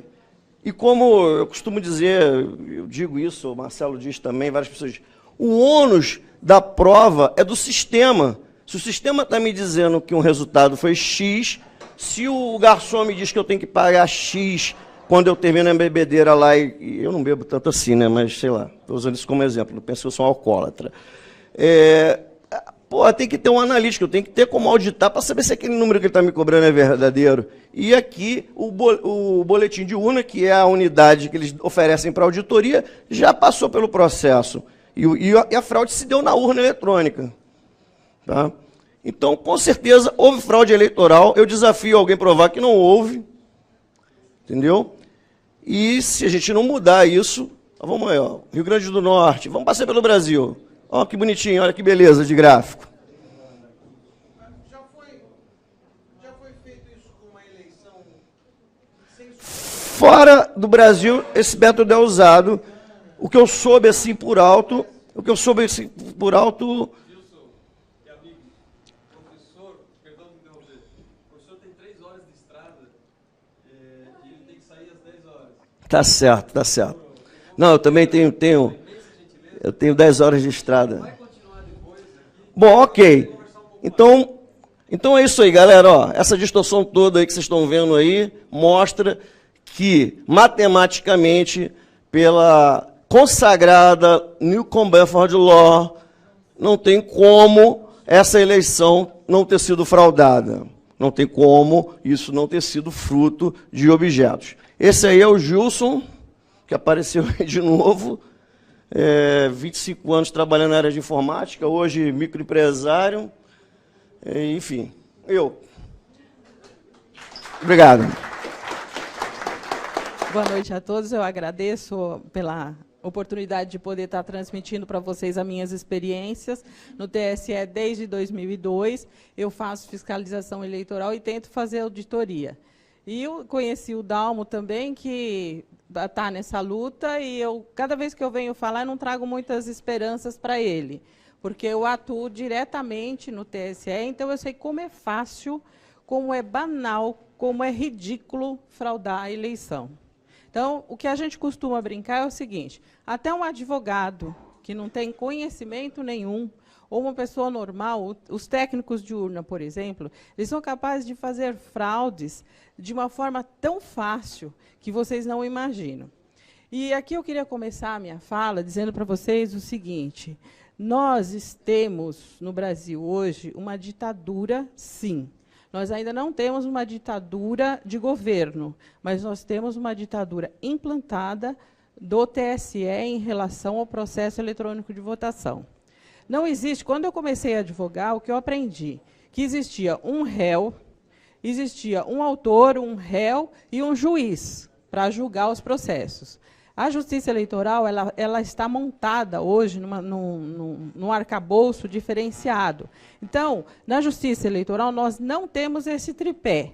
Nós temos autor, réu e juiz. Réu e juiz são as mesmas pessoas. Tá? Porque quando eu faço uma petição para o ministro dizendo, olha, eu encontrei uma fraude, e eu já encontrei várias.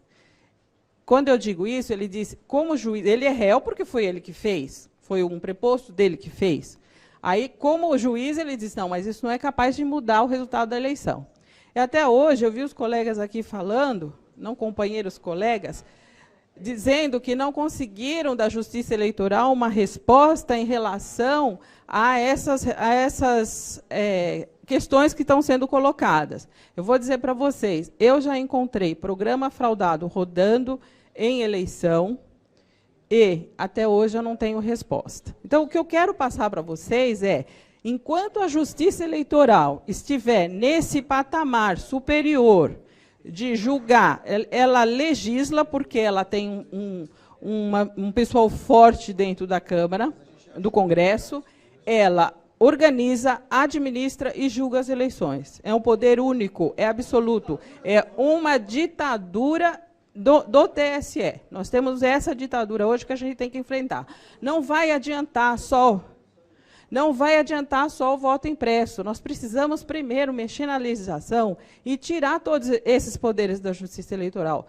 Vocês tenham como exemplo a Receita Federal, por exemplo. Se nós entrarmos com uma ação na Receita, nós ainda vamos ter um órgão para recorrer. Esse órgão vai ser o Judiciário, ele é isento, ele é imparcial, ele vai dar uma sentença. Se vocês recorrerem de urna eletrônica, a filha dileta da Justiça Eleitoral, vocês não vão ter nenhum resultado. Mesmo que vocês peguem o processo, levem para o ministro, olha, o ministro, está aqui, está errado. Ele vai ouvir a Secretaria de Informática, que eu vou mostrar para vocês aqui que eles estão passando dos limites com inverdades, e vocês vão perder o processo. Então, essa seria a minha primeira colocação.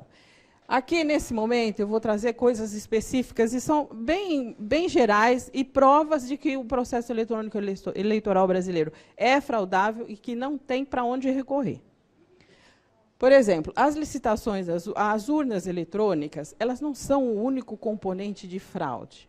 O processo eletrônico é uma coisa muito maior. Por exemplo, a gente começa a fazer auditoria no processo eletrônico, no código-fonte, lá em Brasília, 6 meses antes das eleições. Então, isso é um local nevrálgico para se colocar a fraude. Se você tiver que colocar uma fraude na urna, na hora que ela vai ser carregada, você tem que ter muito mais gente. Se você colocar uma fraude no código-fonte, você vai pegar muito mais gente. E hoje eu vou mostrar para vocês aqui o que eu acho que vai ser a fraude de 2016, que vai ser a fraude na BIOS. Tá? Mas isso vai um pouquinho mais para frente. Então, esses pontos nevrálgicos, eles são controlados pela Justiça Eleitoral de uma forma muito séria. Ou seja, os técnicos de urnas são pessoas escolhidas por uma empresa, por exemplo, a Smart Martic. Começou com a Probank, foi para a Smart Martic, está na Engetec. As 3 senhores não são empresas idôneas. Então, é um ponto de fraude muito fácil de se aplicar. E outra coisa, as urnas eletrônicas também são fabricadas hoje por empresas que também não são idôneas. Então, é o segundo ponto de fraude. É isso que eu vou apontar aqui.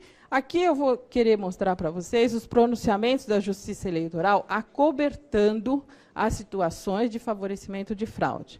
Então, eu tive uma audiência na CPI, dia 3 de novembro, na CPI dos crimes cibernéticos. Estava presente José Pijanino e o Zé Melo, que são pessoas do TSE de alto escalão. Todos os meus questionamentos, que eu esperava respostas, eu como advogada, que não tenho conhecimento técnico, eu tenho só a prática de estar lá há muitos anos fazendo eleição, eles não conseguiram me provar e dizer que eu estava errada. Eu senti assim, uma frustração imensa. Senti, olha, a coisa está perdida mesmo. Eles não têm como justificar as fraudes que eu descobri.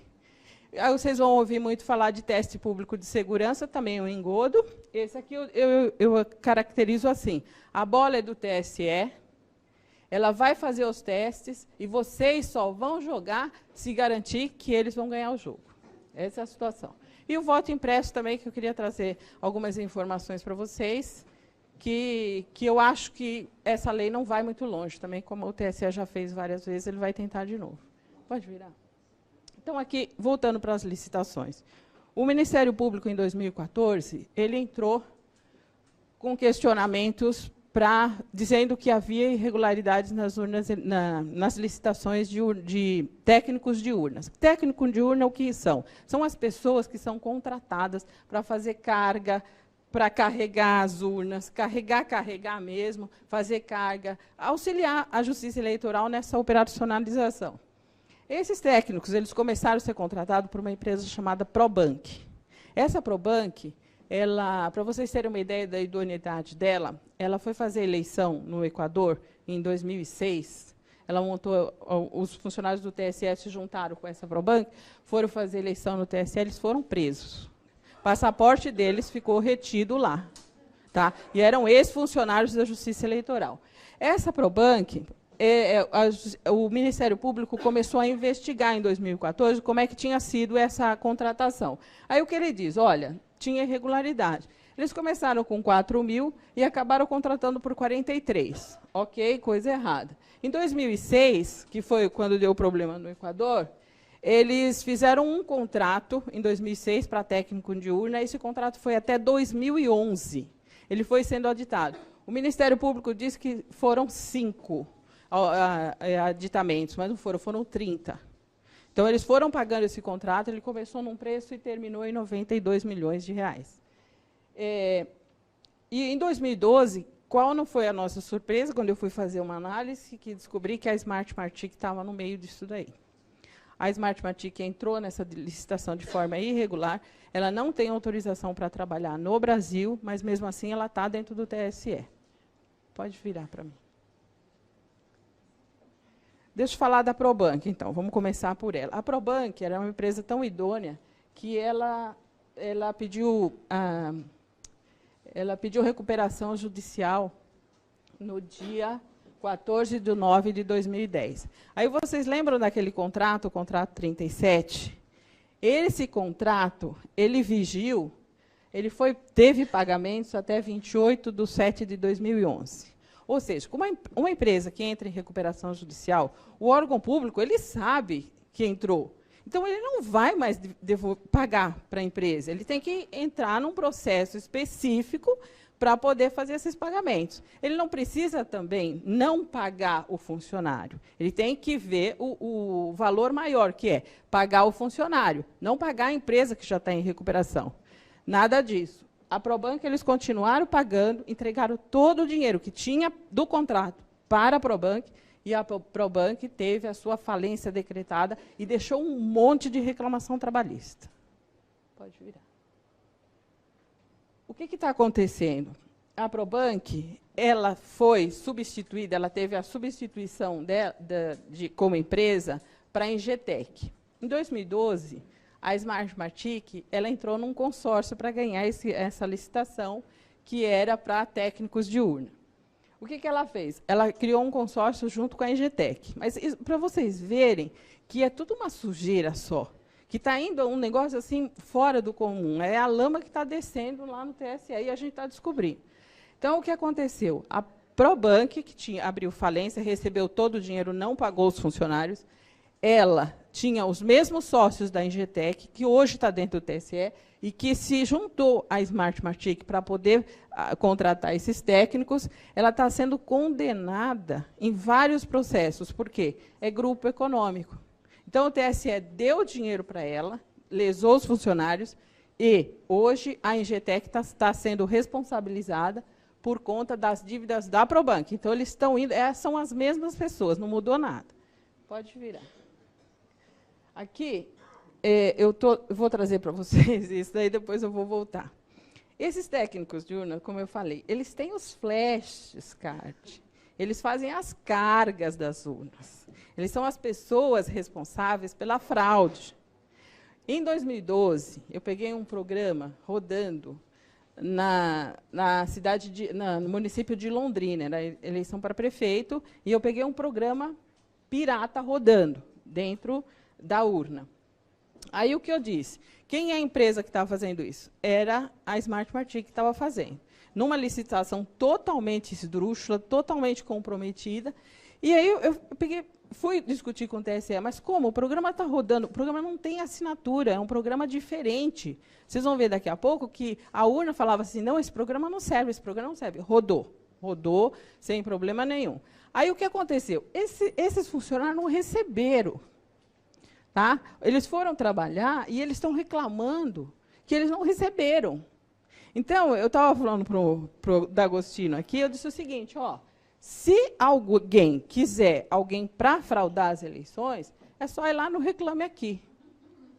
Ele vai lá, pega o e-mail desse pessoal que está todo lá, está todo mundo discriminando que está lá, quem é, e fala, olha, na próxima eleição você vai trabalhar, porque eles são sempre os mesmos. Vocês perceberam que foi a Probank, a Smartmatic e a Engetec. Então, eles não estão recebendo. A Engetec, em especial, ela está respondendo um monte de processo por conta da Probank. E o TSE está pagando para ela. Ele não está preocupado. Eu não entendo como um órgão público, como o TSE, não tem essa informação. Porque eu fiz uma pesquisa na internet. Estava lá. Então, ninguém está recebendo nada. Agora, esses funcionários que têm essa condição especial de praticar uma fraude, não receber, isso para mim é uma coisa muito séria. Pode virar. A Smartmatic, como eu disse, ela entrou na licitação de 2012, mas ela não pode trabalhar no Brasil. Por quê? A licitação foi feita em 25... a licitação foi feita em 17/7/2015, e quem venceu a licitação foi o consórcio Smartmatic Brasil. E tinha a Engetec, que é sucessora da Probank, a Fixed e a vencedora Smartmatic, a Engetec e a Fixed. Elas entraram em 3. O primeiro termo aditivo que teve nesse contrato entrou a Smartmatic Corporation, sem ela ter participado de licitação e sem ela ter autorização legislativa para poder funcionar no Brasil. Então, essa empresa ela está de forma irregular, ela continua prestando serviço dentro do TSE. O que ficou diferenciado foi o seguinte: em 2014, essa empresa teve que licitar diretamente com os estados.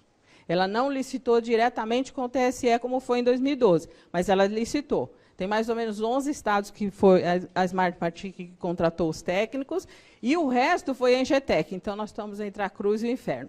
Não tem solução para isso. Tá? Não estão pagando os funcionários estão reclamando, e tem essa condição especial de poder fraudar a urna. Pode virar. Pode virar, moço. Bom, e agora eu vou passar para falar para vocês a situação que o TSE, eu não vou falar de uma forma bastante delicada, mas em particular eu falo muito pior. É o seguinte, eles faltam com a verdade e não estão preocupados com as consequências. Certo? Então, quando vocês virem algum técnico no TSE fazendo alguma declaração, se vocês forem pesquisar uma simples pesquisa do que eles falaram antes, vocês vão perceber que eles estão mentindo. Quando eu disse aqui que eu esperava que eles trouxessem respostas para mim na CPI dos crimes cibernéticos, e eles não trouxeram, eu tive certeza que houve fraude, sim. Eles propiciaram fraude na eleição de 2014. Aqui, o que aconteceu? Na CPI dos crimes cibernéticos, o Giuseppe, uma hora que eu espremi ele, mas espremi muito, ele disse assim, não, mas era só para carregar a urna. Carregar, ele fez assim, carregar. Né? E não era, não. Porque o que os técnicos de urna foram contratados para fazer, atualização de software, certificação digital, preparação, carga de software de eleição. Então, não foi isso, foi uma, em verdade, a primeira que eu vou passar para vocês que ele falou. Tá? Então, próximo. Aqui, ele disse o seguinte, como que dava para fraudar com o programa que eu descobri? O que tinha no código-fonte, em 2014, era o seguinte, era um programa que ele servia para fazer assinatura digital. A assinatura digital é uma situação, é uma providência que só quem pode ter é o TSE. Eles mandaram o programa para os estados. Então, quem quisesse, quem tivesse esse comando no teclado, poderia fraudar as eleições. É uma eleição, é uma fraude fácil, né, não é uma fraude difícil, bastaria que quem vendeu indicasse qual é o comando que teria que ser dado no teclado. eu fiz um questionamento para o TSE e ele disse o seguinte, olha, esse aqui era o seguinte, como que a pessoa poderia colocar um programa fraudado dentro da urna? Bastava que ele tivesse acesso à internet. E eu tinha visto no Maranhão uma moça comprando passagem, estava gerando mídia, e ela estava comprando uma passagem para a filha dela vir de São Paulo para o Maranhão. Então, eu sabia que dava para usar a internet quando estivesse gerando mídia. Aí eu fiz um questionamento para eles. Eles disseram que não dava, que o JEDI ele tinha bloqueios para impedir que o sistema, quando estivesse gerando mídia, pudesse acessar a internet. Aí eu pedi um teste. No dia 2/9, quando a gente estava analisando os programas, eu verifiquei, e eles verificaram, todo mundo que estava lá verificou que dava para gerar mídia. Você vai gerando mídia, você pode pegar o programa ou da base de dados do TSE, ou da sua base de dados, e colocar no flash e mandar para o sistema. Então, isso aí foi provado, e que eles também não estavam falando a verdade. O Inserator, que é esse programa que você pode inserir na urna através do comando, que foi para os estados, eles colocaram dentro do sistema de segurança esse Inserator. Eles disseram para mim, essa é uma resposta do TSE, que começou a utilização desse programa, ele parou de ser, foi suspenso, que ele era usado em 2004, e ele parou em 2006, quando eles passaram a usar o certificado da ICP Brasil. O TSE não faz parte da ICP Brasil. Próximo. Auditoria estrangeira. Nessa auditoria que foi feita pelo PSDB, foi pedido para que um técnico estrangeiro viesse fazer análise do sistema. O ministro Dias Toffoli criou uma jurisprudência dizendo, não, olha lá, não pode, porque não pode ter franqueado a estrangeiros ou vinculados ao país estrangeiro, porque fere a soberania nacional. Muito bem, bonito, eu gostei dessa, vira. Olha lá.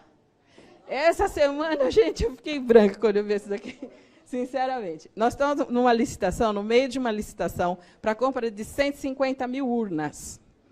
E aí, o técnico da licitação, que não é o técnico da Secretaria de Informática, da licitação, um partido político entrou e disse, olha, ela é estrangeira, não pode, mas ela está participando. Olha a resposta que ele deu. Contudo, o partido disse que seria violação à soberania nacional. Contudo, tal premissa não prospera, pois o desenvolvimento de software da urna, bem como o treinamento de software de hardware da contratada, não implica acesso a programas. Tá? Essa pessoa disse que a urna ela funciona sem nada dentro. Tá? Então, passa o outro que é mais interessante. Aí, o que eu fiz? É tecnologia. É tecnologia. Aí, gente, olha, quem entende acha muito engraçado, porque é muito engraçado mesmo isso. Eu acho que essa é a fraude que eles vão aplicar em 2016.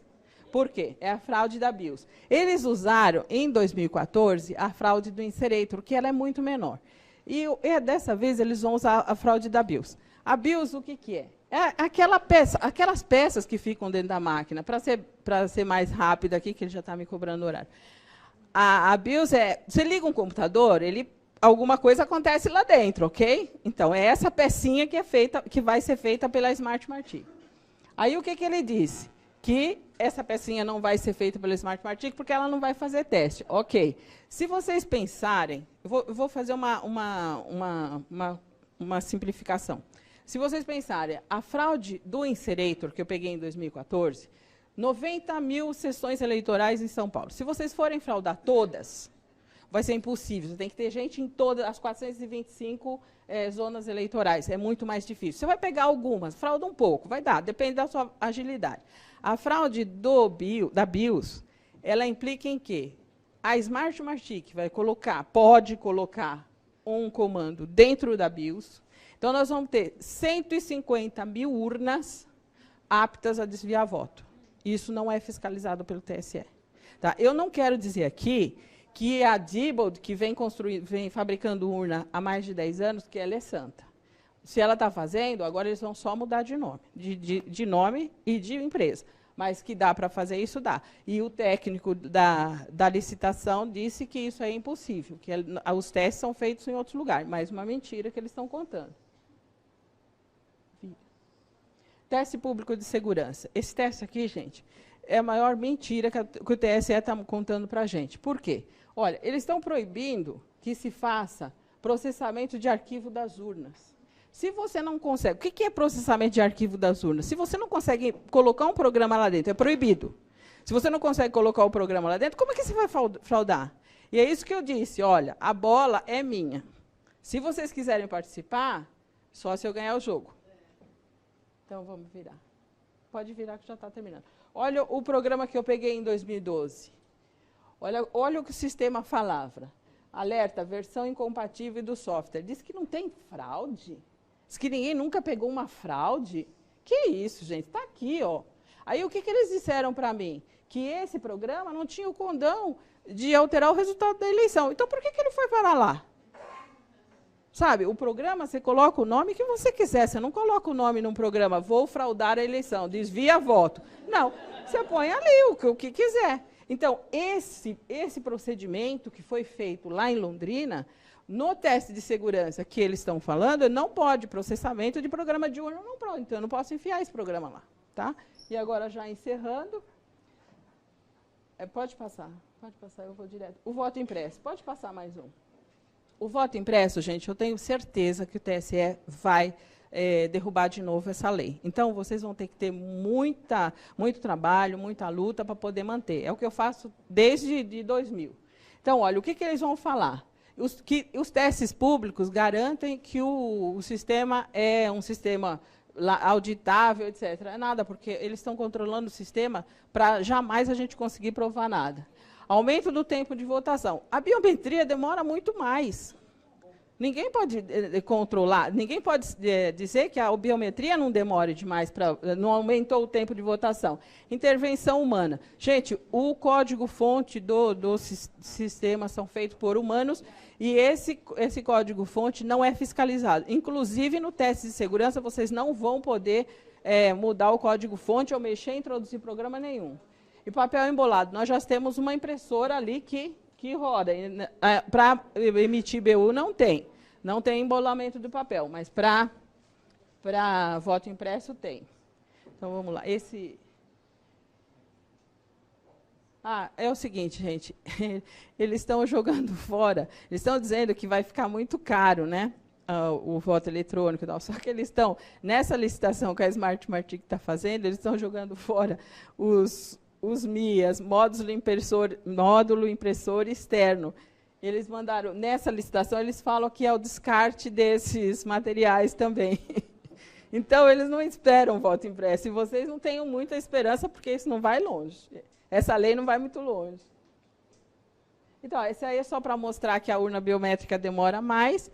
E aí, finalmente, dizer para vocês que a gente tem que viver de esperança e de muita luta. Muitos aqui eu sei que estão começando, eu vou dizer que eu já estou desde 2000 trabalhando nisso, é muito difícil, eles têm o poder, eles têm a caneta, e não adianta vocês recorrerem para o ministro X no TSE, porque vocês vão pegar ele no STF, ele vai estar lá esperando por vocês para negar todos os pedidos que vocês fizeram